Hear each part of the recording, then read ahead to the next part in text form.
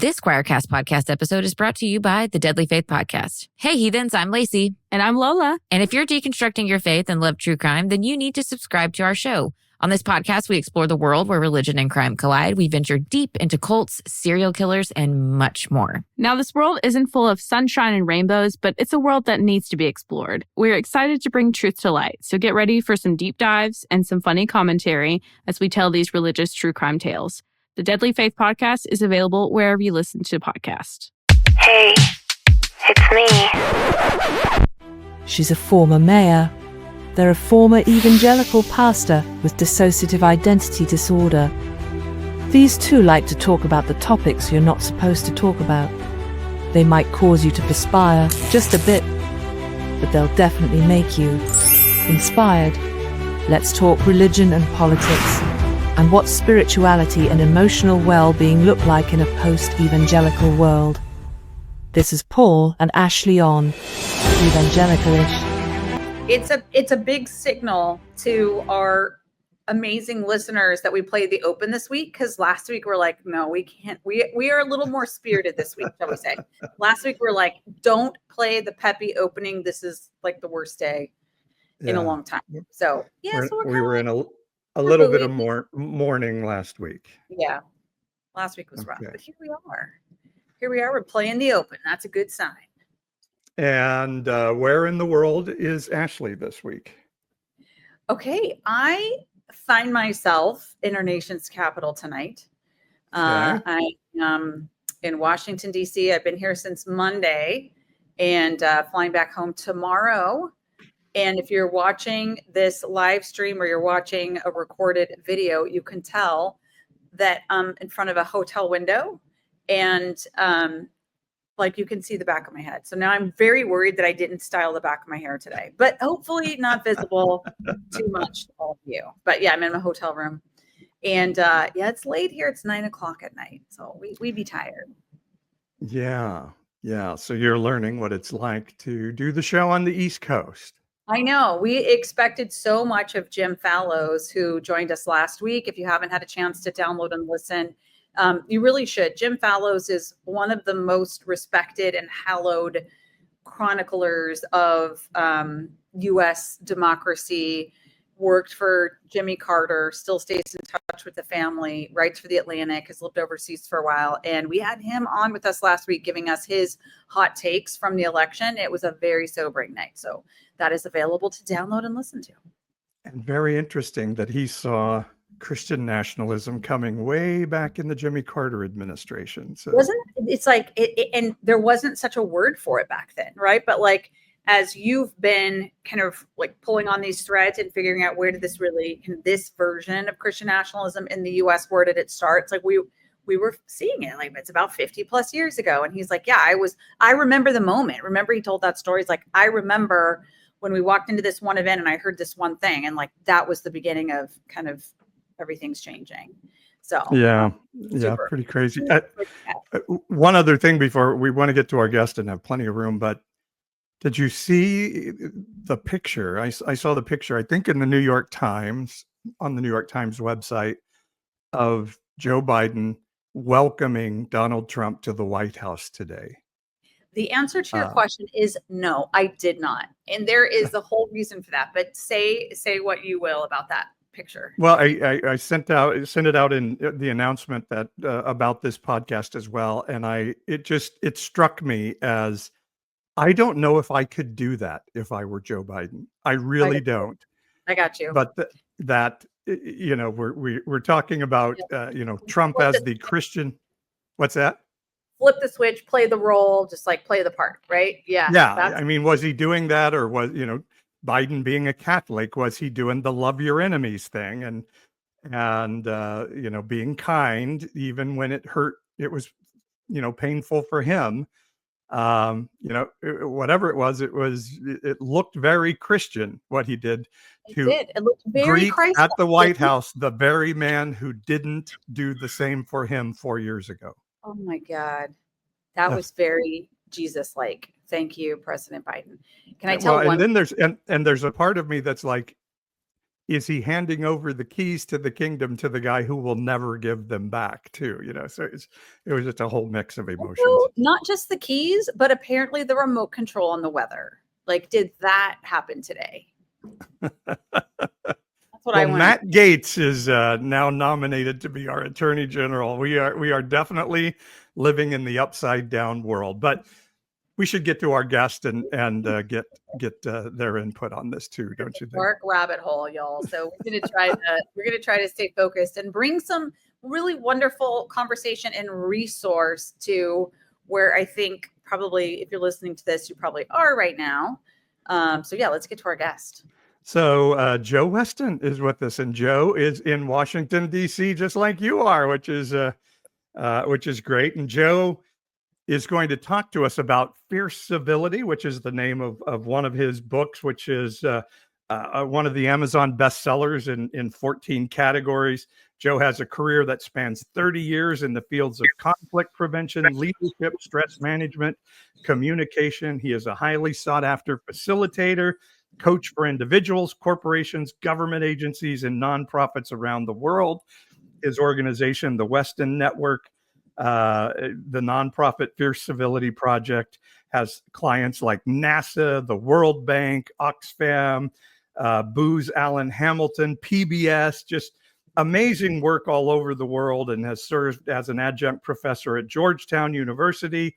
And his first book was Mastering Respectful Confrontation. So Joe has been dealing in this space of loving our enemies for a long time. So save us, Joe, from this world that we're in. I feel like doing the slow clap right now. It's like, there you go. I love that. Yes. First of all, I want to know, I didn't check the back of my hair either, so I hope it's okay. And my running joke is when people say, where do you live? I say, I live in Washington, D.C. Have you heard of it? Anyway, so great to be here. It really is. We met during COVID virtually. Yeah. And you had, I don't know if it was recently at that time or somewhere, you had lived in Europe and you moved back to the United States to be part of the healing of our country. Am I correct? Yeah, you could say that. Yeah, I grew up in New York City. I was born and raised in New York City. And I always say, when people say, Joe, why are you so attracted to confrontation and conflict? I say, well, I grew up in New York City. Every day is an examination of confrontation and conflict. And also just to share that it was a pretty sometimes violent childhood when my dad was in jail when I was around 12 years old. So I've been tracking all my life. I've been tracking conflict and the question that I always had as a kid even, and that has been the through line of all my work, is why is it even though we know better, we have arguments and fights, and on a larger scale, crime and war and hunger? I mean, we're a relatively intelligent species. We can see like close-up pictures of Pluto. We can see into the smallest of atoms, but we haven't figured out that even though we know better, we still have arguments and fights. And most people would say that's just the way we are. And that's an accurate answer, but I was never satisfied with that answer. So it's really trying to understand human behavior and what is motivating us. And that's Can I jump in and interrupt for just one sec? So sure. You're differentiating conflict from like war and a fist fight. A fist fight and conflict are different. No, they're the same. It's just, okay. I would say, arguments and fights, I would say that's what people are doing at work or at Thanksgiving dinner, and crime and hunger and takeover of a nation. That's not usually happening on the Thanksgiving dining room table. Although there are territorial wars at Thanksgiving. Yes, sure. that is true. But I do delineate between confrontation and conflict. Okay, gotcha. And that's what helps me to know, because the essence of my work is that we're not going to see changes happen if we don't train ourselves to be skillful and strategic in the messiness of intimacy, in the messiness of difficult conversations, of healing, of reconciliation. And new solutions have only emerged in our world from messy situations. And we're in a time right now where we have been programmed to always seek out comfort. And we actually get angry, and we actually create systems that harm others to make sure that we have comfort. Not all of us have comfort. And therefore, we're not wired anymore to be able to be in the messiness and the challenges. And I think that's what's causing a lot of the issues right now, and in terms of what's happening. But yeah, so I was born in New York City and did my university time there. Ended up in the Netherlands. I was there for 18 years, where I did a lot of my spiritual quest, which had to do with my Tai Chi was a very important part of shift for me. My Taoist practice, different levels of Taoist alchemy, and my Tibetan Buddhist practice, which I've been doing now for over 30 years, the Tai Chi for 40 years, and studying Christian mysticism and the Kabbalah and many different traditions, which have helped me inform my work, even in corporations. I don't necessarily make references to the Bible or something, but the depth of the work is helping people feel in their bodies what compassion is. Not a concept, not a hallmark cardi idea of love and compassion, not what you might hear on a Sunday sermon, but literally in your body and every fiber of your being, becoming compassion in action. And it's a training.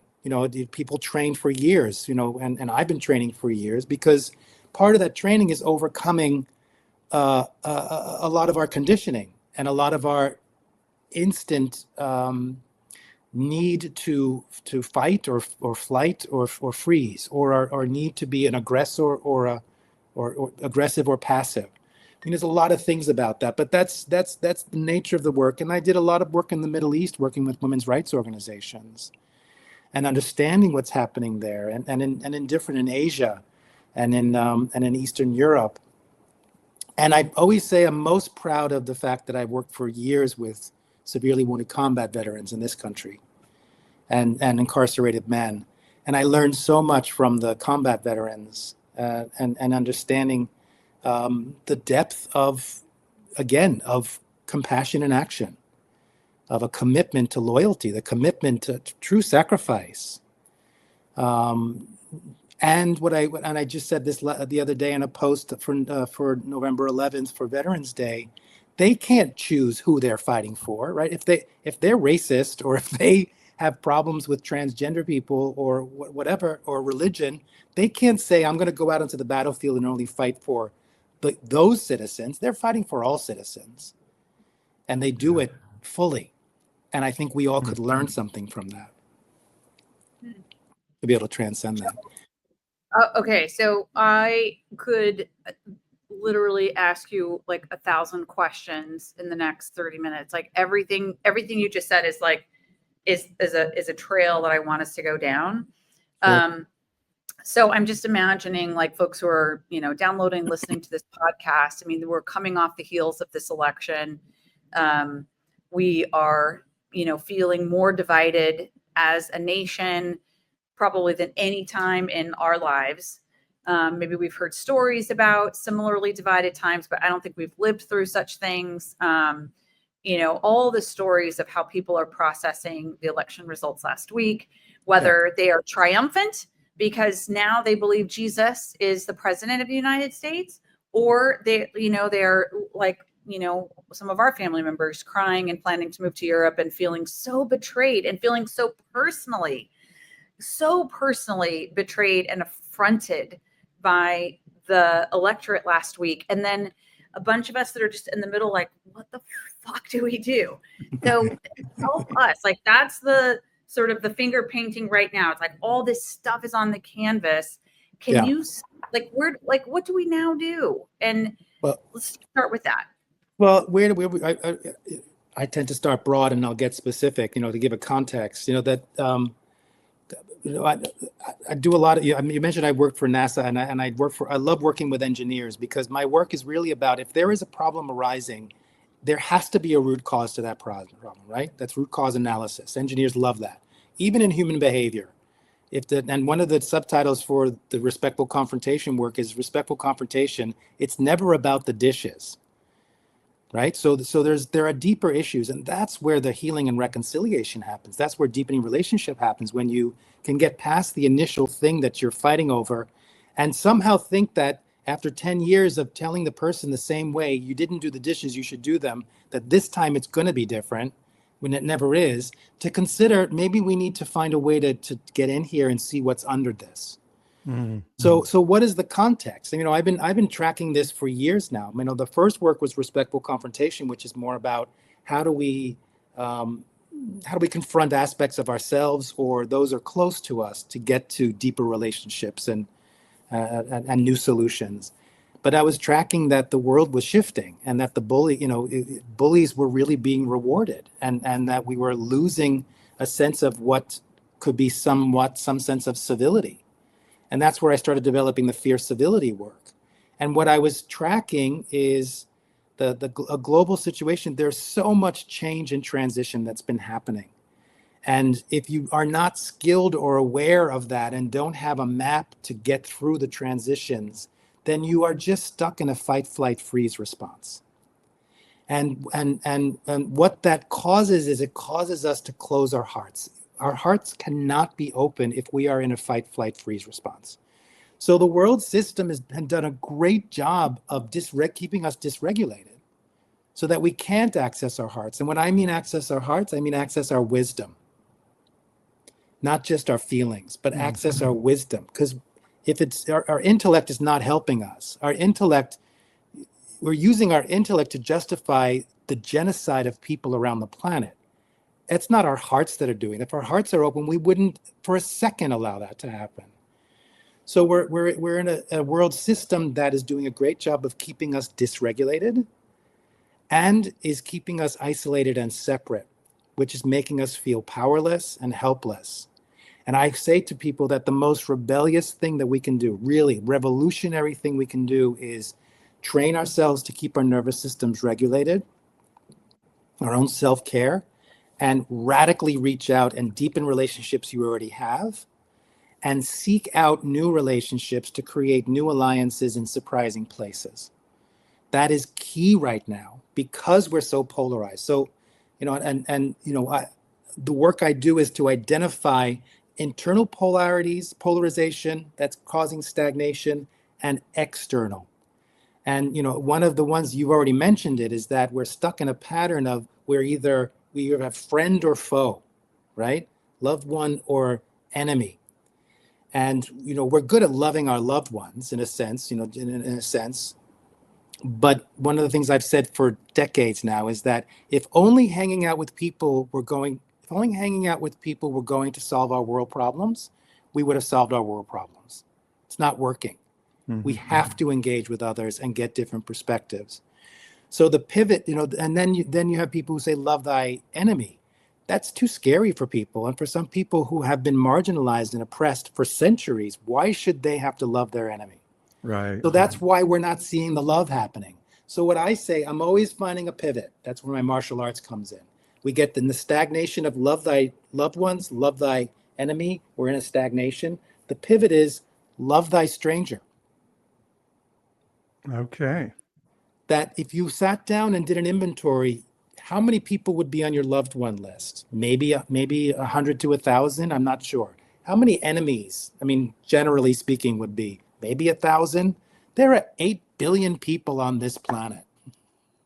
You can't tell me that of the 8 billion people that you can't find 3 or 4 people in your immediate area that you can't build relationship with, who have different views from you, and where you align is not in what religion you have, or what your political beliefs are, or who you decide who someone should love or not, but you're allying on the basic sense of we can be decent to each other and with each other.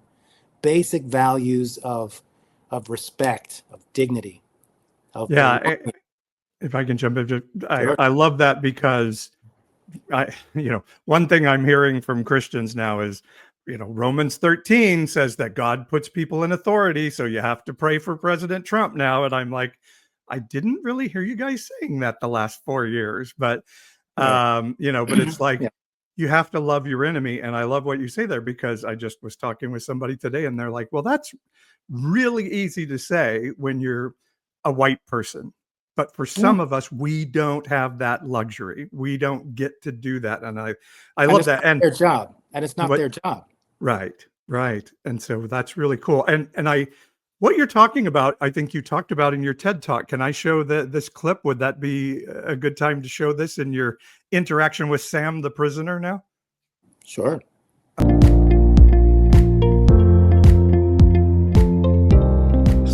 I really, at some point, I feel like we need to organize and chart our journey over these last, let's say, 4 years, light bulbs that came along the way, because it's all now starting to make sense as to like why this, why that, and like, oh my gosh, it's just been really extraordinary. And I feel like I'm kind of just having this amazing spiritual connection times, and I'm so grateful. It wouldn't have been possible if it wasn't for your crazy, rebellious, heretic ass. In fact, that's a good segue to say this. Y'all might get tired of hearing me say it, but if you haven't already, if you're listening to this, you're enjoying it, you're finding like, hey, I'm getting something out of it, definitely share it with other people. 1, 2, make sure you're subscribed. You can subscribe to our YouTube channel. Make sure you're subscribed on our website, evangelicalish.com. You're going to get emails that let you know when we might be doing some things, when our times change, special times, one-on-one with Paul, whatever.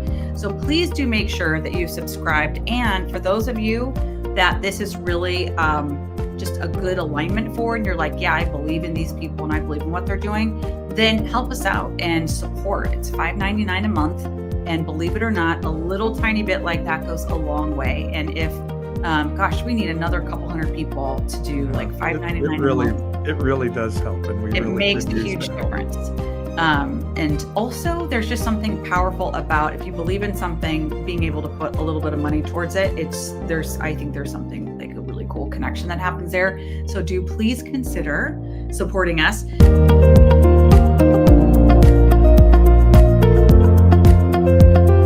Okay, this is from Joe's TED Talk, and he's talking about going into a prison to teach meditation and how he deals with a confrontation. So let's check this out, and I think this just is a really good, tangible example of what you're talking about, and I really love it. So here it is. And then while the other men are setting up, one of the inmates approaches me.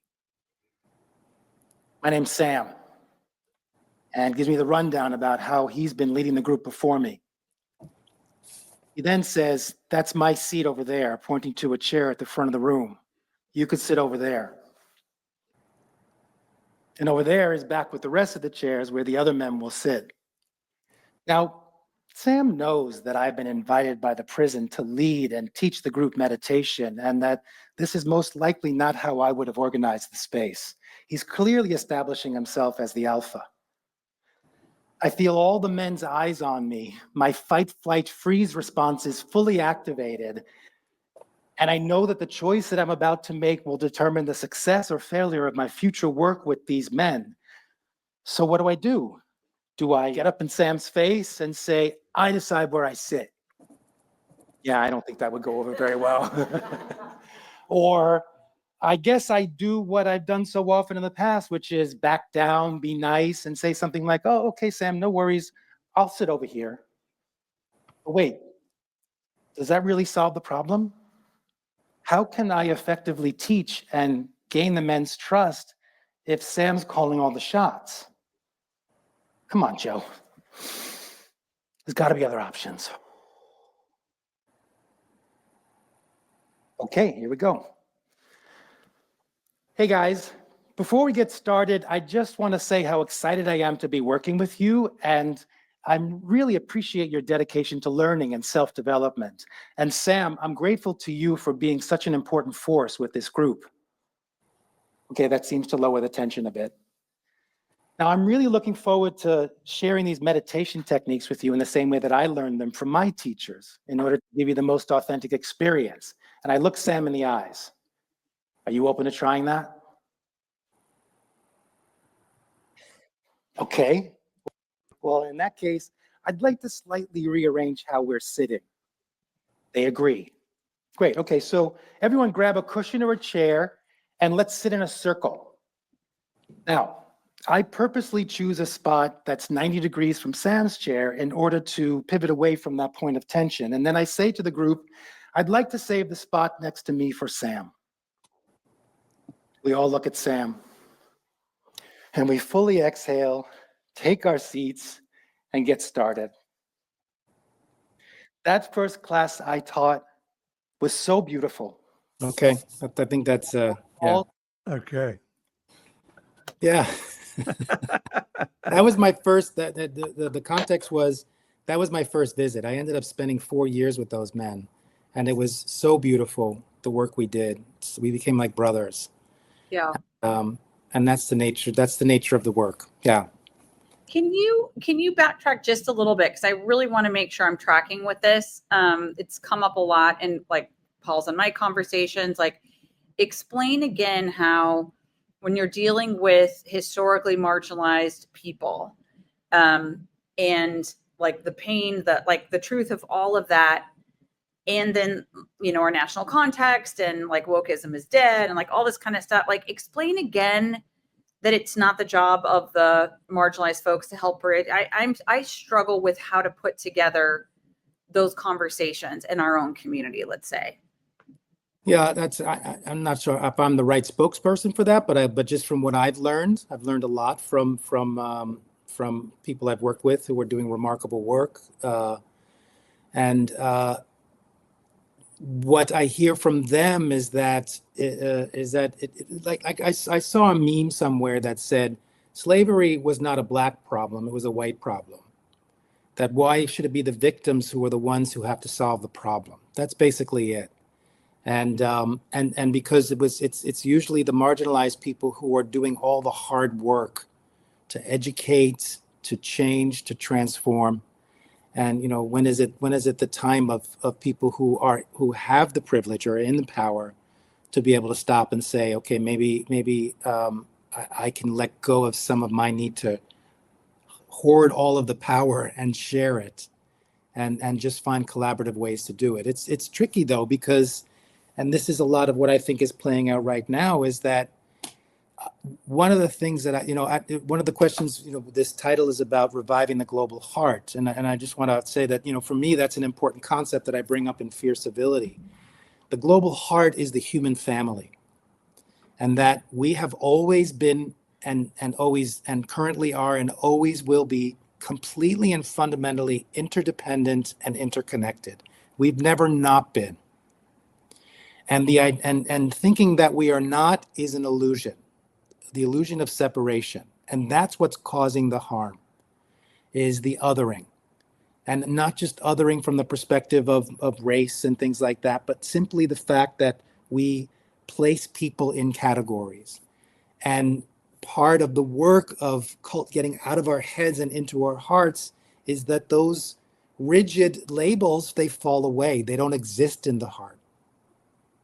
They just can't. And when you can truly tap into your humanity and the humanity of another, there's no way to do harm to each other. So this idea of the global heart is the human family. And I say the human family, the global heart is not well. Just like a heart doctor would say, this is not well. And my prognosis of that is that the reason why the global heart, the world system is not well, is because it's a system that over decades, maybe even centuries, has cultivated that is technologically overfed and spiritually malnourished. It's as simple as that. Like a doctor would say, if you're going to continue to eat fast food and not exercise, you're going to die. You're going to get a heart attack and die. It's not that complicated. And all the choices we're making now, including the lack of civility and including the world leaders that we're seeing around the world, is a culture that is just traumatized by its own overfeeding of the technological and underfeeding of the spiritual. And for me, the spiritual is, the technological is the intellect. It's the facts. It's all of that. It's valuing technology more than people, than humanity. It's valuing your 401k and a monetary system and profit over the health and well-being of individuals or the planet itself. And that the spiritual aspect of that at the heart is where our wisdom resides, is where we already know that we have common ground and we are connected. There's no doubt, and where we move from that place. And so what we're seeing play out right now is that when we're in that, like I said, we're stuck in a fight, flight, freeze response. And what we're seeing is that there are many people in this country and the world who think that fight is going to make things change. And I'm saying this trying to say this without judgment, simply assessment, and that's not working. Fighting the system only feeds the system. So I have a lot of challenges with what's coming from the left in this idea of we're going to fight this, we're going to fight and we're going to win. Why do you think that that's not going to turn people off? Like, because if you say we're going to fight and we're going to win, then someone's going to think I must be the one they want to fight. Right. So they've just set up an enemy situation. And so some people are in the fight mode. Some people are in the flight mode, which is they're fleeing to a time when they thought things were great, right? Or they're getting caught up in the internet and their habits and their addictions. And most of us are in a freeze response, where we would want to do something, but we don't know what to do. And that those are the people that I'm trying to appeal to, because I believe truly one of the polarities we have to break is you really can't say and be accurate and say half the country did this, because it's not true. Why is that not true? Because only 56 million people voted in this election. That's less than half of the population of the United States. So you could say that, and more than half of the people who voted for Trump, but that's only a quarter of the nation, right? So it's or 30%. So, I actually looked it up. I think it was about 21% of the American people voted for Trump, and then if we have 11 million undocumented, so it's even smaller population of everybody that's here. But 21%. Yeah. But that's where I'm saying we have the media does a lot of this, but we also do it to ourselves. Is that already gives me more peace. Yeah. To know it's not half the country, it's 20 to 30%. And so there's maybe that many on one side, and on the left you might have maybe the same amount, but there's a majority in the middle. And I'm not talking political middle. I'm talking about people who genuinely believe in civility and genuinely can transcend all the issues that are polarized, and that if we can find a way to unite, particularly again with strangers, then we become stronger, and these elements on the extremes become weaker. So I think Sherry in the comments on the comment string here on the live stream has a great question. What about the idea of righteous anger, Sherry asks, that mobilize us to action? What do you think about that, Joe? If it mobilizes you into action to have beneficial results, that's great. If it's righteous and it's if it's anger has a lot of energy and power to it. Yes, but my viewpoints from my traditions and from a spiritual perspective, if you're harming someone in that thing, then that's not righteous anymore. That's self-righteous.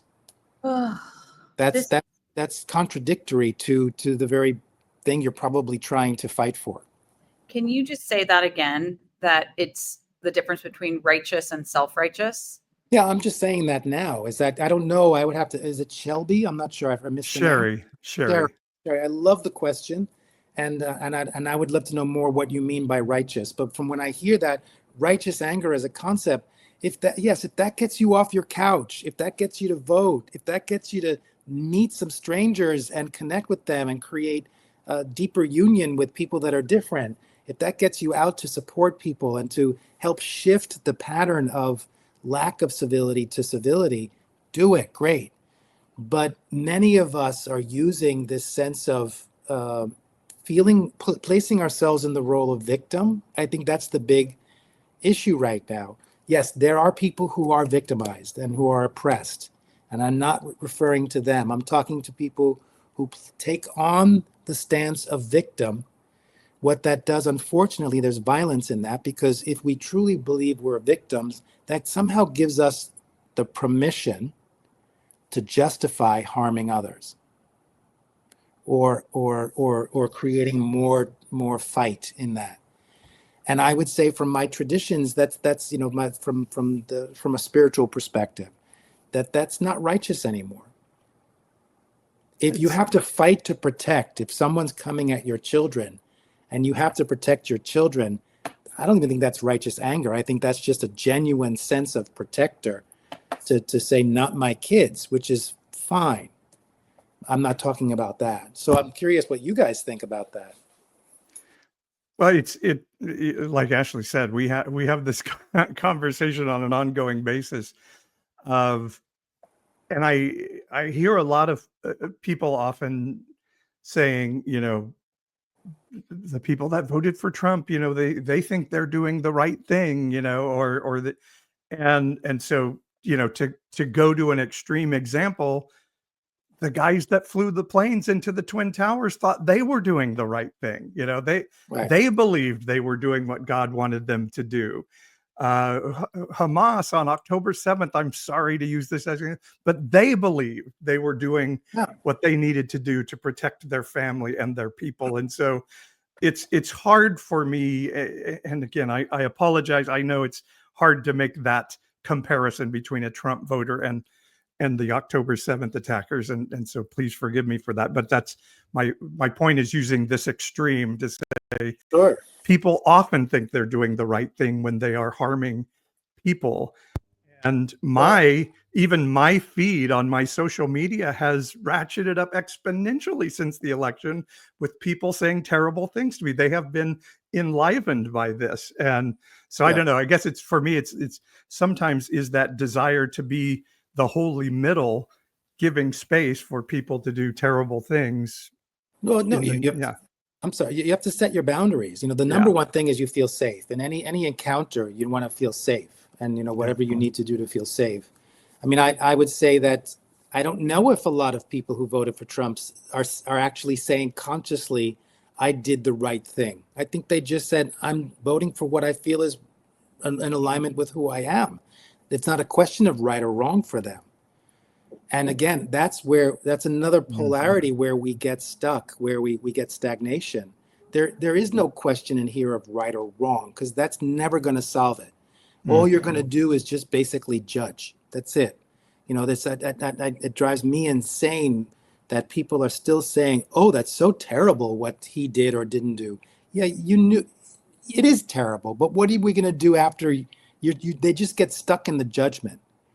And that's one of the key inner polarities that I think are causing the problem and creating the stagnation, is this inner belief that I am right, and if you have a different viewpoint, you must be wrong. And what I was just saying this in another discussion, that even to say I agree, let's agree to disagree, is still kind of violence. Because basically what you're saying when you say let's agree to disagree is, my need to be right is more important than us coming up with a solution to this problem. So there's usually passive aggressiveness taking place there with the agree to disagree thing. So Paul, I feel like Joe is taking us to school right now. I'm still trying to figure out how to say, no, you're wrong, Joe. You're wrong. I know. I can see those wheels turning. Like, where are you going with life, Joe? This has been a consistent and persistent challenge. I think for us is to be in a world where we are working towards and hoping for community change, outcomes to be different. Like the story of, whatever the local economy, like for that not to be true. And so then that means some things have to change. Well, then when things are changing, here comes the, you're breaking the eggs, right?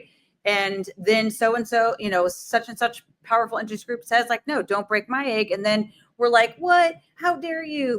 You unjust, blah, blah, blah. We're going to put you down so we can make the omelet. And it just, we have been living in that cycle in our community and in our place, I think, Paul and I, for a long time. So what you're suggesting is pretty challenging, honestly, to hear. So I just want to note that for the record. the ish record. Yeah, no, I get it. It is just challenging for me. I mean, I'm in it, and I'm doing my best to stay regulated, and I'm work. That's why all of my work is a training, right? It's like a martial arts training. You're training yourself, to higher levels of belts in a sense.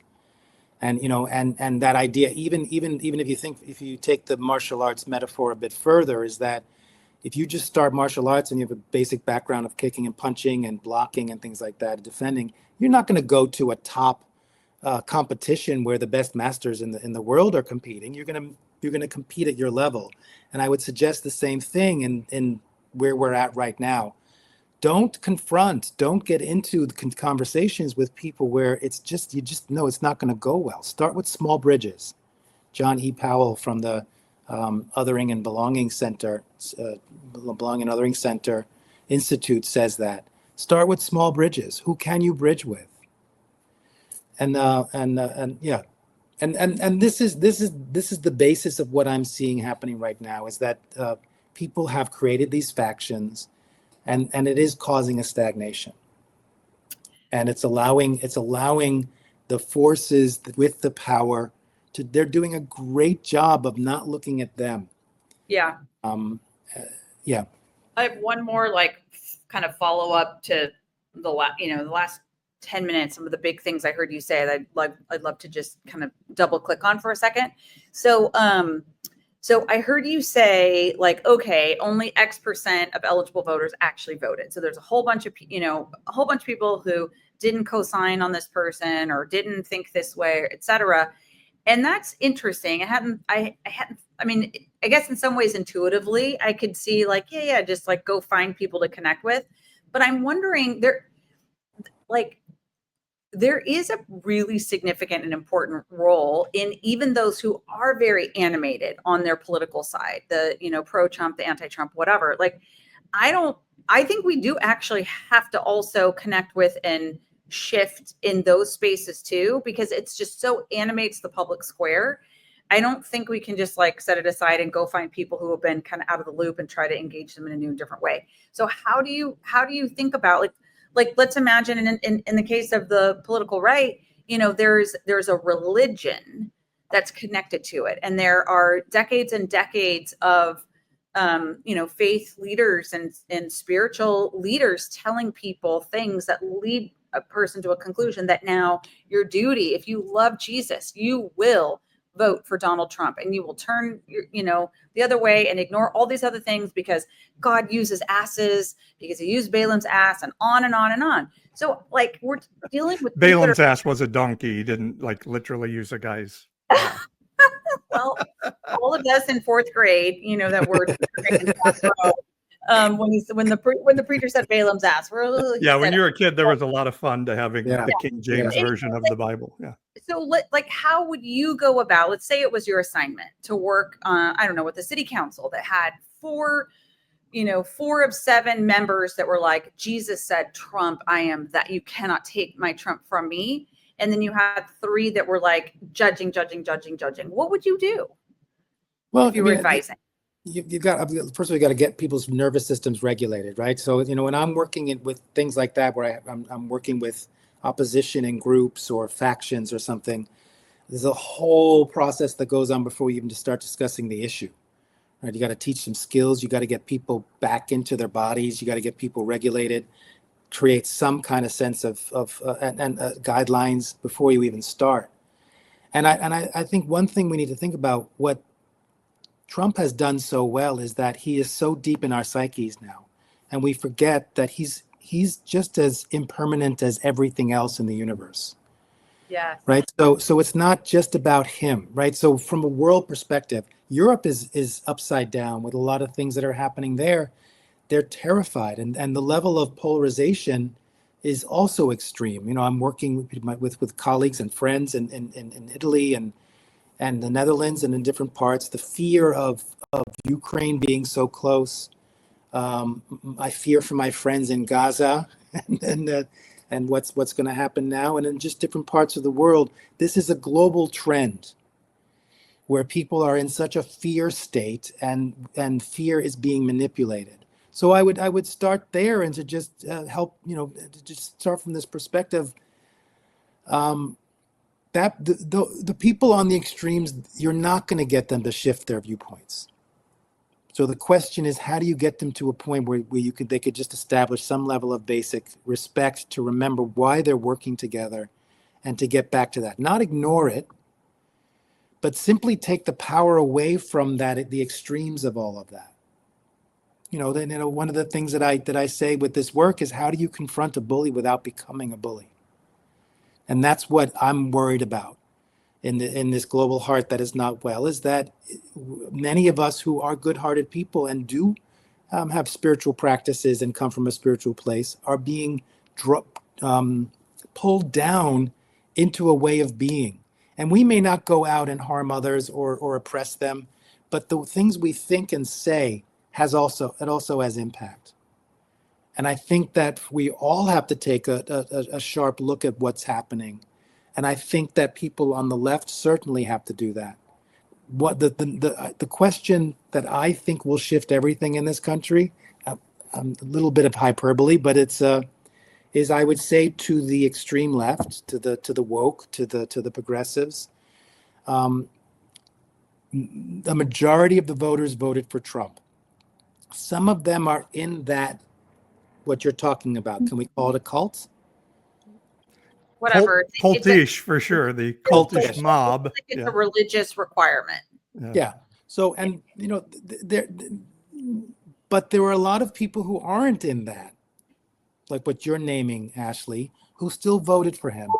And the question to the people on the left is, would you consider why they felt safer with Trump than they did with you?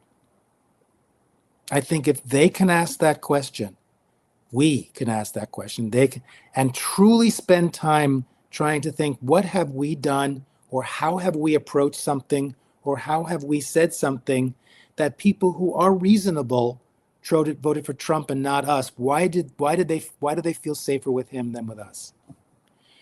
That would change it. What do you think of that? Well, I guess my answer probably would be,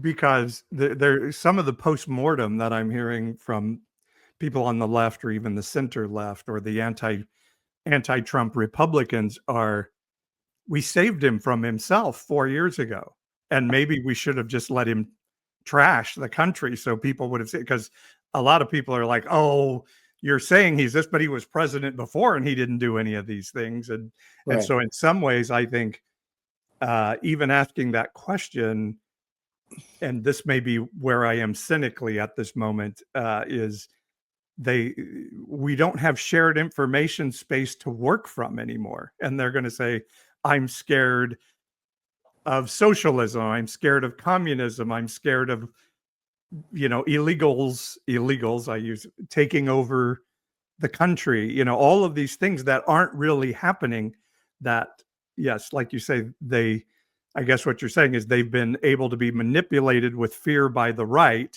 because they don't trust the story that the left is saying. That's not a true story that you're being told. Well, I think that's a great point. And I think, but that's the what. So a lot of my work is, I say it's not about the what, but the how. And I would say that it's more about how it's being presented, and I think that's the beauty of, if you can find someone who believes that information, how do you stay in the messy dialogue enough to help that person see that probably some of the things that they are believing isn't true, but are you also willing to learn something new? So one of the pivots that I talk about in this, to get over the self-righteousness, is my truth doesn't equal the truth. Yet many of us do believe that how we see the world, and that our facts, and that, or how we see the facts, that is true. So a lot of times people go into these conversations with a condescension, and instead of thinking, there's got to be something here I can learn. Even if it's just learning more about the psyche of that person who's believing things that really aren't factually true. Think about how rich that is. Think about the compassion in that. Think about the depth of trust and safety you can create with that person who was obviously, if they're believing things that are so obviously not factual and they're still believing it, then from a place of compassion, they are in a fear state. And it's my obligation in my practice to help them out of that. That's what the thing with Sam, to go back to Sam. He wanted to do the alpha thing, and he wanted to create a fight because he wanted to maintain the power or make me submit. And I found a strategy where, and I disarmed Sam's strategy without disempowering him. That's the skill of the work. Because if I'm coming from, because I first regulated my nervous system. That's the practice. That's the tools I use. You find out later in A Cure for Chronic Niceness, the podcast. First step, four tools. Regulate the nervous system. Meet the other where they are. And me in meeting him where he is, I realized that he had more at stake in this situation than I did.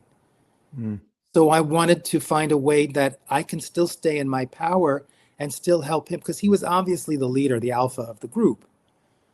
Why can't it be win-win? And in fact, he had to leave the group a year or two later, and the group freaked out, almost like it was a trauma response, because their leader was gone. And I said to them, why don't you share the leadership? And they looked at me like I was from Mars. Because they came from a world situation where there was never shared leadership. So I had to teach them what shared leadership was. But I started that very first session when I invited Sam to sit next to me. I didn't feel threatened. So so it was regulate the nervous system, meet the other where they are.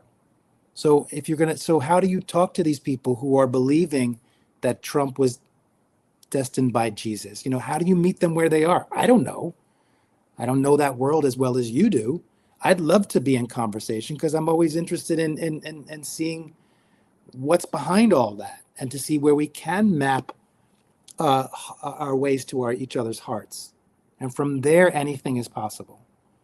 So the third tool is create safety and trust. Regulate the nervous system, meet the others where they are, create safety and trust. How do you invite those people in that meeting, Ashley, that you make sure that everyone's feeling safe so they don't go back into a fight, flight, freeze response? And then the last one is get collaborative buy-in. How do you then realize through a series of processes that the solution you come up with is going to be so strong and resilient if it's coming from everyone involved, because it's got diverse input. So there's a richness. To me, if I were to walk into that group, I would just think, what a rich experience, that people are so fundamentally different. And each one of them is going to play a piece in this, is going to bring a piece of the puzzle for a solution that probably hasn't even been invented yet. That's where we're at our time. I think it's a miraculous time we're in. A miraculous time where it in essence, and I've said this for decades, the bad news is that the systems as we know them are breaking down. The good news is that the systems as we know them are breaking down. Yeah. We're in an evolutionary moment, and the media doesn't tell us about it because it's not sexy. It's not profitable. But I can tell you with my work around the world, there are millions of organizations and individuals who are devoting their lives to the healing of the planet, to global unity, to peace, to eliminating hunger and disease. It's happening. And because we don't see it on our social media feeds doesn't mean it's not happening. And it's just a question of we're moving through a process of deep shifting. And I always say, because for me, the universe is always about contraction and expansion. I've never given birth to a child in this lifetime, but it's the same thing, is that you got to have the contractions to get the expansion. And my belief is that more of a contraction you have, the bigger the expansion we're going to have. Mm-hmm. So we're in for a big expansion. Wow. Having given birth to a 9.5-pound son, I can just tell you that last point was like, with the big head. Yes, Charlie Brown, basically. Wow. But what a great message. And I keep saying, I think humanity does advance, but I think that advancement is often like 10 steps forward and 6.75 back. And so, and you have 3.25 advancement, and there's a lot of mess in that. And because I do think part of what we're seeing today is, Barack Obama said in a book I read, and I can't remember which one, he's like, Trump is my fault. Trump exists because of me, a Black man getting elected, probably when America wasn't quite ready for it yet. And then around him, there was a narrative of, and he was kind of like pushing people to be a better version of themselves. And I think some of what Trump is sort of like, hey, that uppity Black guy told me to be better, and I don't want to be better. Who is he to tell me? And so we're seeing this backlash of people saying, I'm sick, and we're calling it anti-woke. But a lot of it is just like, stop telling me to be a better person. I don't want to be told to be better. And so that's part of the sloppiness, I think. And they're feeling some sort of loss, whether real or perceived. So now they're aggrieved, anyway, we get into that victim cycle. I know we're past our time with you, Joe, and it is way past your bedtime. I'm still on West Coast time. Otherwise, I probably would be like, but I want one more thought here. We have a question from Doa Deer, who posted in the chat. I have a son with whom I can't seem to find common ground. And I'm just thinking about the holidays. Thanksgiving's coming up.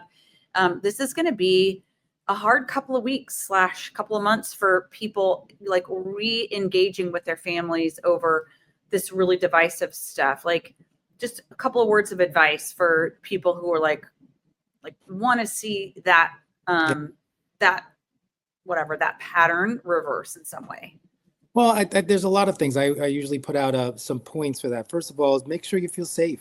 Just make sure you feel safe, and have a few friends, allies that aren't there, that you can know that they're available. That if you just need someone that resonates with you, that aligns with you, that you can call them when you're feeling frustrated or alone, and just set clear boundaries. Just know that you have right to say yes. You have a right to say no, exclamation point, and you have a right to say no, comma, and, right? And what I mean by that is, sure, let's have that conversation, or to say absolutely not. Or you can say that another no is, I'm willing to have a conversation. However, I would want to set up some guidelines to make sure it's done in a respectful way.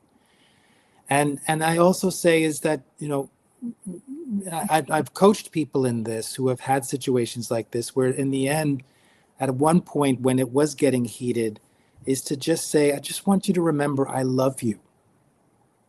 And I wanted you to remember that 10 years ago, we were having fun with each other. Let's just remember that 10 years ago, we had fun with each other. We would hang out and watch TV together. And maybe we're not doing that now, but I'm appealing to that part of you. It's bold, but it works. It cuts right through. Is to just say, let's remember that we loved each other, and that we still love each other, and that it's different, but let's remember that we had fun. And would you agree, because I do tell people this, there is a point where it's okay to say to family, I can't be around you anymore. I can't be around you at this moment. Do you hear the difference? Yeah. In this moment, I can't be around you. And what I would say that the most compassionate thing to say in that is because I don't feel safe at the moment.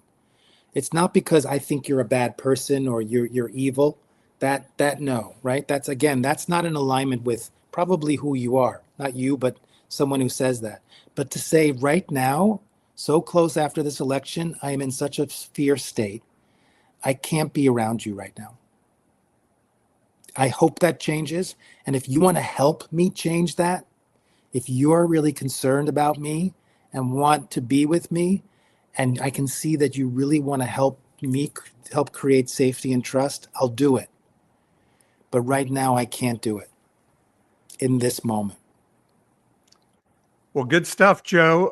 Let's tell people where they can find you. We have, well, you tell, and I'll just put up the graphics here on the live stream. JoeWeston.com is where you got a whole bunch of stuff about me and the work I do in the network and in individual coaching and training and organizations and humanitarian organizations. FearCivility.org is more the humanitarian work of cultivating these skills to be a global citizen for beneficial change. And let's add that Fierce Civility is the most recent book. Is that right? Yes, it's going to be published in Italy. It's going to come out in Italian Nice. in about a month. The Fierce Civility is the newest book. Mastering Respectful Confrontation is the first book. I also am doing something called the Occupy Your Heart movement. So go to occupyhere.com. And one thing we're doing is it's helping people in a moment to moment. How can you connect with people from a heart resonance, from this place of connection? And we're selling T-shirts, Occupy Here T-shirts and mugs. I'm trying to find it. Where is it? Oh no, it's great for the holidays. Actually, the books and it's a T-shirt that has a heart that says Occupy Here on it. If you find and I've got it here somewhere to show. Oh, there it is. Okay. There it is. Hey, there you go. There you go. And occupyhere.com is where they go to get the T-shirt. Yes. Yeah. Yeah. And feel free to get in touch if you have more questions. And the TED Talk is a cure for chronic niceness. I love talking with you guys. Let's do this more. Let's just 1,000%. We basically need to dominate the rest of your life. So okay. Just my Wednesday evenings. Yeah, exactly. Yes. No, so it's so rich and exciting. Thank you for sharing with us tonight. Yeah, thank you. Thank you for the beautiful work here, and thank you for what you have held for so long in helping uplift people and elevate people to their best selves, and on so many levels, and what you're continuing to do. I really feel grateful and honored to know you. Thank you. Yeah, and back at you. So glad cool. to be your friend, and thank you for staying up late for us. Yeah. Go to bed. All right. Good night, Joe. We'll see you again. Oh, that was fun. That was fun and challenging. And I'm sitting here, my wheels are still turning and also. I mean, like watching my own facials as Joe was talking, I was like, oh shit. Like we got some self-reflection to do. No, but it's really, really, really, really powerful stuff. Yeah. All right. Okay. Do you want to do what's on my mind? I do. I have to tell you this crazy story that happened yesterday. Okay. And it's all in this like conflict domain. I mean, this conflict erupted before my very eyes. I was a bystander, and it just goes to show you like, oh my gosh, if you could just like wrap people, they were like on fire, and I just wanted to like wrap a blanket around them and like stop, drop, and roll. So this is what happened. My colleague and I get in a cab yesterday at our hotel. I'm gonna describe the cab driver and then another person involved in this incident by gender and racial ethnicity because it's very relevant to the story. So we get in the cab, and it's an older Indian man that's driving. Okay. We take off away from the curb of the hotel. Another driver comes along on the right, cuts him off, and then jumps into the far left lane where this driver, our cab driver, was also going to get us where we're trying to go.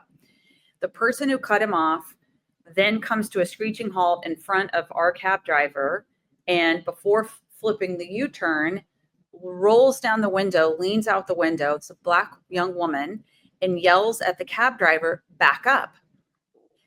The cab driver sits perfectly still, says nothing, does nothing. The lady doubles down. Back up. Then I'm telling you, in like 5 seconds time, she is like to 10,000 on the radio. Back up, you motherfucker. You can't understand me. What's wrong? I mean, and she is just like hurling all kinds of insults and like insulting this man and all this kind of stuff. Okay. So then the cab driver starts yelling back at her. "Fuck you. You think you own this place?" He says, go back to the jungle, and blah, blah, blah, and this is what's wrong. And you're sitting in the back seat. Oh my God. I and my colleague are sitting in the back seat, two little white girls, and we're like, oh my God, what's going on? And then the person in the car in front of us gets out of the car and walks right up to the side of the cat, and the windows roll down, and she leans down in his face, and she's like yelling at him, you fucker, I said back up, what's wrong with you, blah blah blah blah blah. And then this man is like and so now I'm like, literally my life is flashing before my eyes. I'm just like, oh my God, what if someone has a weapon? So I just start like saying very calmly to the driver, sir, it's okay. It's all right, sir. We're fine to take more time. Please, sir, please, darling, please. It's okay. It's okay. I'm making eye contact with the lady. You were trying to be a bridge builder. I was literally like, or were you trying to just submit to? Well, I feel like it was just very surreal. And like, part of me was like, what movie are we in right now? Because it's like, no, how can you be that mad that fast? So anyway, finally, so then the woman like smacks the guy's car and pops his mirror, right? And then, so at that point, it's like, please, sir, just please take us to our location. So finally he pulls away, and now I'm trying to calm him down because I'm thinking he's just, his whatever amygdala is like firing on all cylinders. So I'm just like, sir, I'm sure that was so frustrating, but we're okay. Thank you so much. And da da da da. Then he just like racist screeds us all the way to our location. That's why we don't pick up people like that. And da da da. Anyway, I just thought to myself, Lord God Almighty, like what? There's just something about the environment we're in, and here we're like sitting in our nation's capital with this happening. And all this to say, I was shook and really wanting to talk to Joe Weston. Glad he listened to him tonight.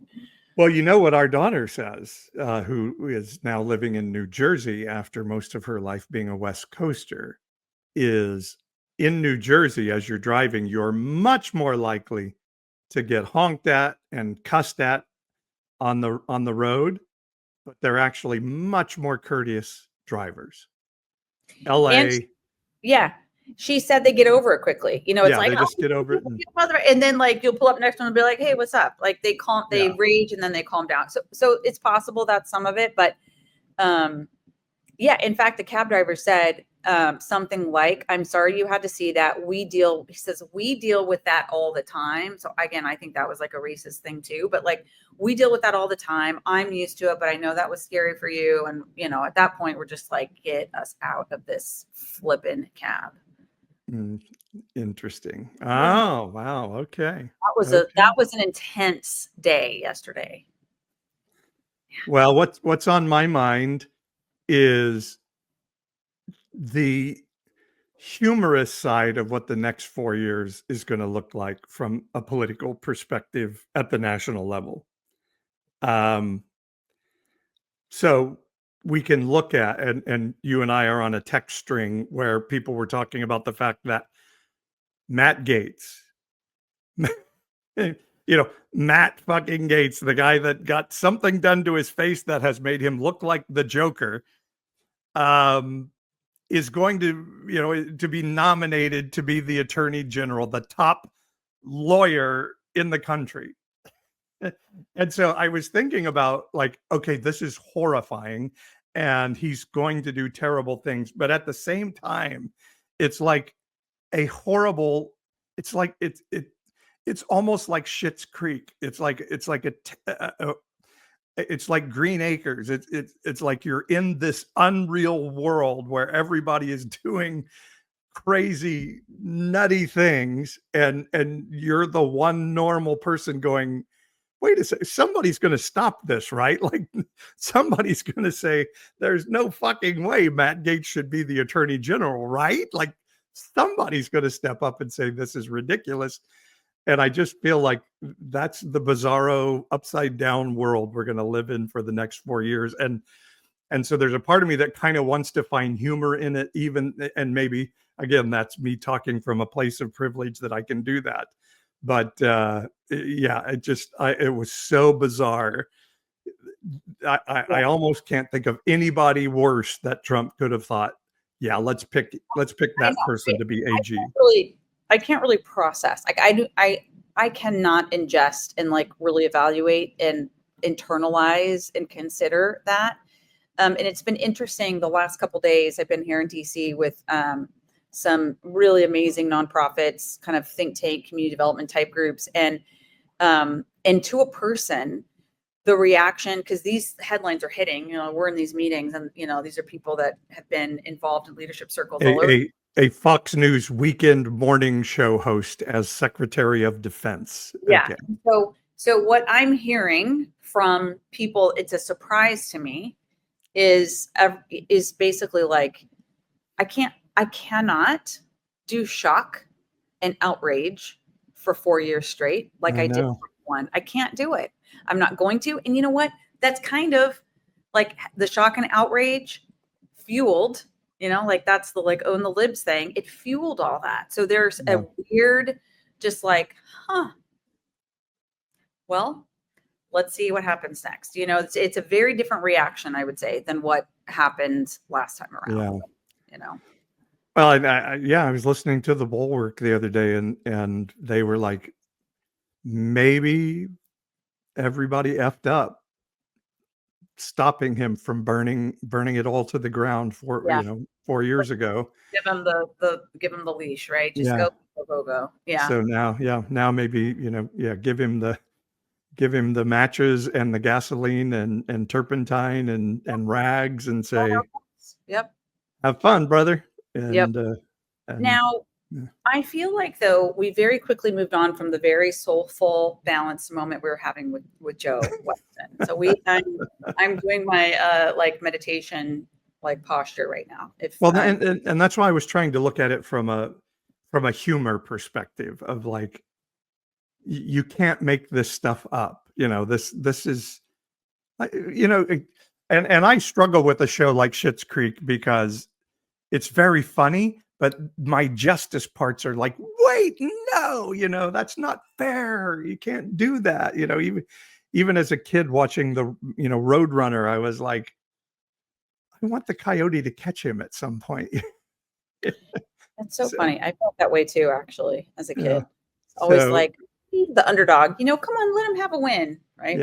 Yeah. Let the rocket not blow him up this time. But, so I did have a moment where I was just laughing like, oh my God, what fucking world am I living in? Well, I have to say, Joe's line about the systems are breaking down. So we're either breaking down or breaking through. I think, appointments that are as inexperienced, like just objectively, like very inexperienced people, like being like, sure, here, take all this power and authority. It's like, obviously these systems, these governmental systems are breaking down. So maybe there's like the silver lining is like, okay, so now we get our breakthrough, Okay. Interesting. Ethan in the live stream here says that Coyote did catch Roadrunner once and he let him go. So we need to do some research on that and consult the interweb and perhaps find out. I don't remember that. That's fun. I mean, because if the coyote, there is this knowledge that if the coyote ever does catch the Roadrunner, the show's over. Right. Like the show ends, and but I do my little justice part is like, come on. Yeah. Well. Yeah. All right. Anyway, Matt Gaetz is a clown creature, and so there is a part of me that's like, oh, this is actually going to be kind of grotesquely fun to watch, except for the fact that actual human beings are going to really get hurt in the middle of it all. But yes, I think Joe's statement of bad news systems are breaking down, good news systems are breaking down really does go with my theory of like, sometimes calamity has to come and things have to collapse for change to come. Yeah. So, Anyway, that was a phenomenal discussion. I'm going to buy every book. You know me. I will. Yeah, you will. Speaking of books, by the way, sorry, let me I got this in the mail today. You lied to me about God. Oh, I can't wait to read that one. And the author, Jamie Marich, is going to be our guest on December 4th. Okay. And that's going to be amazing. And then next Tuesday, we're going to be on because Wednesday will be getting us close to Thanksgiving. So I don't remember. It's something else. I can't remember what it is, but we're still a week and a half away from Thanksgiving. Yeah, that's true. I think it's some like other conflict we had. So Tuesday of next week is when we're going to do the show, right? We're going to be on next Tuesday, and we're going to have Naomi Weens, who is a therapist and trauma specialist, and she is going to talk about getting prepared for the holidays and regulating ourselves as the holidays are approaching. So that's going to be a great conversation as well. Is it just me? Has anybody noticed that we've had an incredible string of guests, like for week after week after week? I just like am so impressed and grateful. Like there have been incredible people that have been coming on with us. Yeah. I mean, maybe it's just, me and my little lonesome, but I think this podcast kind of is kicking ass right now. So if you haven't already, subscribe. Go to our YouTube channel, or you can go to evangelicalish.com. Make sure you're signed up for the newsletter. I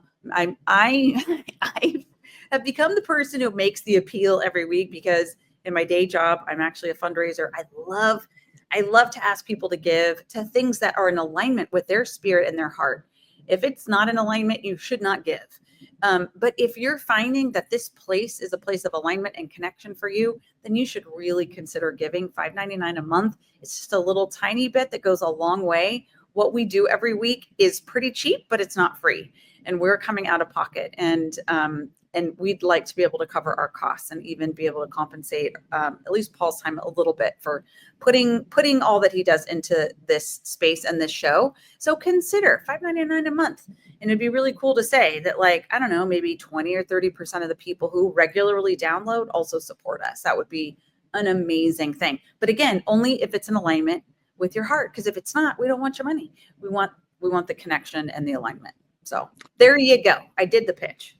I love it. And, I constantly am getting, comments and messages from people saying, you're a grifter and George Soros is paying you to do what you do. And I'm like, well, when does that were true? When does that check show up? Like, I haven't got that check. I'm not saying we wouldn't cash it, but the thing is that check has not arrived. If the phone ain't ringing, it's George Soros calling with a donation. So we ain't seen that check yet. And maybe what's on my mind in the future will have to be how Anna Kasparian from the Young Turks is going right winger, because right wing podcasting is where the bucks are, my friend, and that's why a lot of liberal podcast hosts are going right winger these days. So. Well, that fact alone, like, we are unpersuaded. Obviously, we are unfunded and unpersuaded. But I also think it's true that, again, like, we would not, like, we want dollars.